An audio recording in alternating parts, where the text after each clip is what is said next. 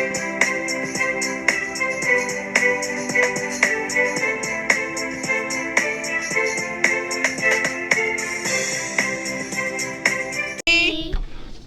today's weather, it's 98 for the high and 76 for the low and sunny. And for lunch today, we'll have fiesta taco salad with chips, green chile beef burrito with enchilada sauce, pepperoni pizza. For vegetables, we'll be having Cool Ranch crunch fried, chicken peaks, and crumber and celery. Stay tuned for our story after the pledges for That's Good Reading Thursday. Please stand for our American pledge. I pledge allegiance to the flag of the United States of America and to the republic for which it stands, one nation, under God, indivisible, with liberty and justice for all.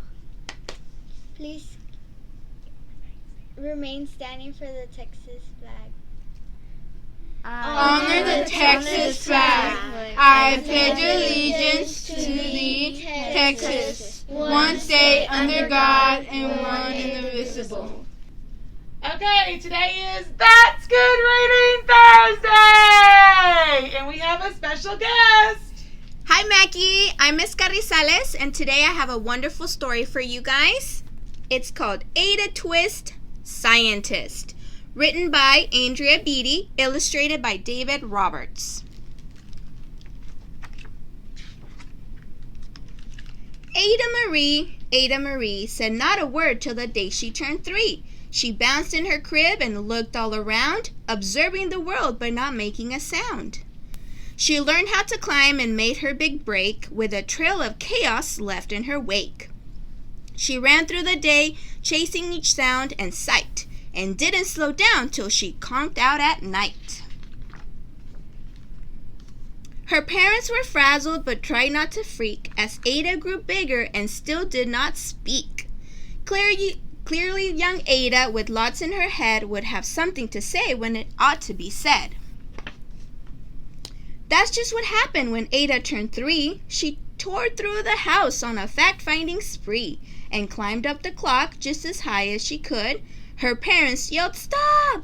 as all good parents would. Ada's chin quivered, but she did not cry. She took a deep breath and she simply asked, "Why? Why does it tick and why does it talk? Why don't we call it a granddaughter clock? Why are there pointy things stuck to a rose? Why are there hairs up inside of your nose?" She started with why and then what, how, and when. By bedtime, she came back to why once again. She drifted to sleep as her dazed parents smiled at the curious thoughts of their curious child, who wanted to know what the world was about. They kissed her and whispered, "You'll figure it out." Her parents kept up with their high-flying kid, whose questions and chaos both grew as she did. Even Miss Greer found her hands were quite full when young Ada's chaos wreaked havoc at school. But this much was clear about Miss Ada Twist. She had all the traits of a great scientist.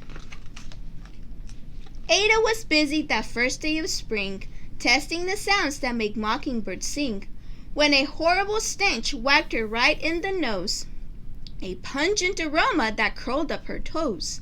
"Zowie!" said Ada, which got her thinking. What is the source of that terrible stinking? How does a nose know there's something to smell? And does it still stink if there's no nose to tell? She rattled off questions and tapped on her chin. She'd start at the start where she ought to begin. A mystery, a riddle, a puzzle, a quest. This was the moment that Ada loved best. Ada did research to learn all she could of smelling and smells, both the stinky and good. One hypothesis Ada thought she could be true. The terrible stink came from Dad's cabbage stew. She tested and tested, but soon Ada knew it was time to come up with hypothesis 2. Then zowie, the stink struck again, just like that. Hypothesis 2, it's caused by the cat. The cat couldn't make such a stink on its own. It needed perfume and some fancy cologne. So young Ada tested. The test was a flop. She started again, but her parents yelled, "Stop!" Ada Marie, to the thinking chair now, by the time we count 3. "Enough," said her mother. "That's it," said her dad. Her parents were frustrated, frazzled, and mad. "Why?" Ada questioned. Her mother said, "No." "What?" Ada queried. Her father said, "Go! You've ruined our supper. You've made the cat stink. Enough with your questions. Now sit there and think." She looked at her parents. Her heart turned to goo. Poor Ada Twist didn't know what to do. She sat all alone by herself in the hall, and Ada once more could say nothing at all. And so Ada sat, and she sat, and she sat, and she thought about science and Stu and the cat, and how her experiments made such a big mess. Does it have to be so? Is that part of success? Are messes a problem? And while she was thinking, what was the source of the terrible stinking?